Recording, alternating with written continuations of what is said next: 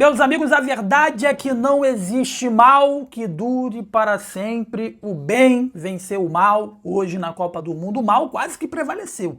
O mal foi até a prorrogação, né? Mas se fez justiça. Se venceu a melhor equipe, venceu a equipe que melhor apresentou o futebol, venceu a equipe que quis jogar futebol, venceu a equipe que procurou jogar futebol, poderia ter decidido isso, poderia ter, de alguma forma, ter decidido logo essa Copa do Mundo nos 90 minutos, porque a Argentina, dentro dos 90 minutos, não deu um chute a gol, cara.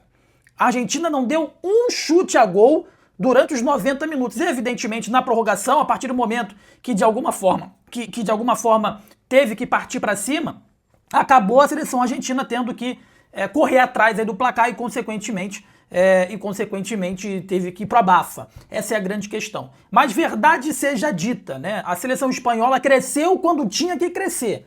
Não fez uma Copa do Mundo espetacular. Não fez uma Copa do Mundo perfeita. Muito pelo contrário, tá? Os primeiros jogos foram bem contestáveis. Os primeiros jogos da seleção espanhola foram bem abaixo daquilo que a gente imaginava. Não considero que Lamine Yamal tenha feito uma grande Copa do Mundo. Muito pelo contrário. Lamine Yamal, para mim, não fez uma grande Copa do Mundo, não jogou uma boa final, mas o conjunto da seleção espanhola, ele prevaleceu. O conjunto da seleção espanhola prevaleceu nessa partida contra a equipe da Argentina, que não conseguiu jogar em momento algum. Se a gente for pegar aqui o histórico, tanto da Argentina quanto da Espanha, a Argentina, ela meio que se deu bem desde a primeira fase.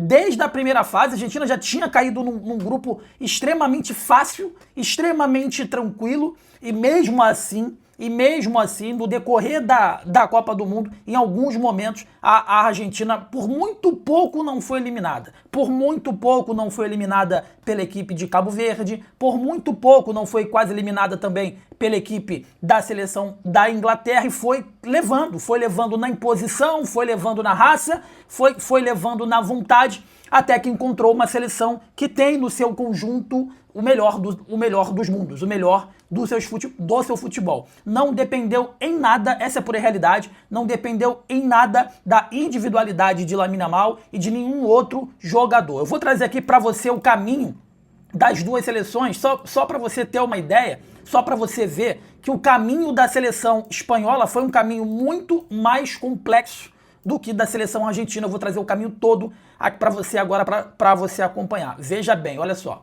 Como você pode ver, a Argentina caiu num grupo extremamente acessível, onde não tinha nenhuma outra grande seleção que pudesse tirar da Argentina essa supremacia nesse grupo, tá? Caiu junto com a Áustria, que teoricamente, junto com a Argélia, seria as duas melhores seleções, né? E também a seleção da Jordânia.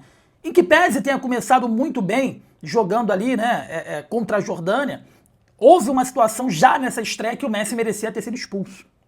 Já nessa estreia, o Messi já merecia ter sido expulso e provavelmente desfalcaria a seleção da Argentina no decorrer da Copa do Mundo, que evidentemente o Messi, ele é o ponto de inflexão, ele é o norte dessa seleção argentina. Então assim, nesse jogo já contra a Jordânia, teve um lance que o Messi merecia ter sido expulso e não foi expulso. Eu nem vou entrar aqui numa questão de conspiração, de que todo mundo tentou fazer com que a Argentina fosse campeã, não vou fazer isso. Eu vou falar do caminho que a Argentina teve e o caminho que a seleção espanhola teve, só para você ter uma ideia. Então estreou contra a Jordânia, venceu ali pelo placar, estreou contra a Argélia,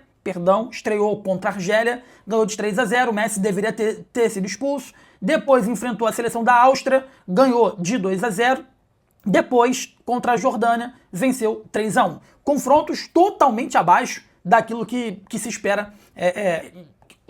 Eu acho que foi o grupo mais fácil dessa Copa do Mundo. Eu considero que foi o da Argentina, com enfrentamentos contra a Áustria, contra a Argélia e contra a seleção da Jordânia. Aí depois, a fase de grupos acabou e você vai para a segunda fase, aonde a seleção da Argentina caiu contra Cabo Verde.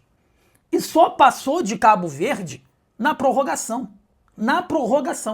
Tá? Com gol salvador já na prorrogação. Enfim, 2-2 contra Cabo Verde, o jogo foi para a prorrogação. Então, mais um jogo nesse mata-mata onde a Argentina se classifica na Bacia das Almas, tá? E aí chegou às oitavas. Nas oitavas, mais um confronto que eu considero tranquilo, contra o Egito. E por muito pouco não foi eliminado. O Egito abriu 2-0. teve alguns lances de inversão, teve gol anulado da seleção do Egito muito contestado, né, num pisão ali, enfim. E aí acabou virando o jogo por 3-2, mais uma vez na Bacia das Almas, se classificou para uma próxima fase a seleção argentina. Logo depois, né, enquanto a França estava enfrentando o Marrocos, enquanto a Espanha estava enfrentando a Bélgica, enquanto a Noruega estava enfrentando a Inglaterra, a Argentina pegou a seleção da Suíça, venceu de 3-1. Aí sim, na semifinal, é o primeiro confronto efetivamente grande que a Argentina foi enfrentar contra a equipe da Inglaterra, que por pura covardia da Inglaterra acabou eliminando pelo placar de 2-1, mais uma vez, de virada, mais uma vez, nos últimos minutos, né? Enquanto do outro lado a Espanha enfrentou a seleção da França. Vou trazer aqui agora rapidamente qual foi o caminho da seleção espanhola para você ver que desde o grupo foi mais complexo. O grupo da Espanha também não foi um grupo fraco, mas era mais, aliás, não foi um grupo forte, mas foi um grupo mais forte do que a Argentina ela teria enfrentado. Só para você ter uma ideia, a Espanha estreou mal contra Cabo Verde, 0-0.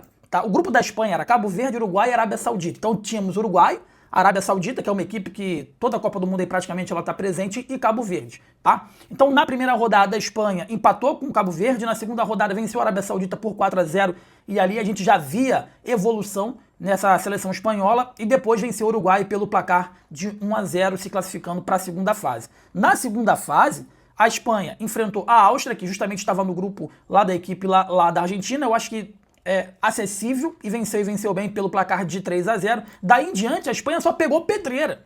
Então, assim, a seleção espanhola chegou nessa final de Copa do Mundo muito mais testada do que a seleção da Argentina. Espanha venceu Portugal do Cristiano Ronaldo por 1-0, depois venceu a Bélgica de De Bruyne, né, enfim, de Tielemans, entre outros jogadores, de Lukaku, por 2-1, e depois eliminou simplesmente a grande favorita dessa Copa do Mundo, que era a França, pelo placar de 2-0, e chegou grandona para esse jogo de final contra a seleção da Argentina e venceu de forma merecida. Eu vou trazer a estatística do jogo aqui, simplesmente. Durante os 90 minutos e mais a prorrogação, a seleção da Espanha teve 62% de posse de bola, tá? 62% de posse de bola. Eu vou trazer um dado aqui agora que é alarmante. A Argentina terminou todo o jogo, e eu disse prorrogação, né? Não, foi jogo mais prorrogação. A Argentina terminou sem dar um chute a gol, meus amigos. Foram 20 finalizações da equipe da Espanha contra 2 finalizações da equipe da Argentina, 12 finalizações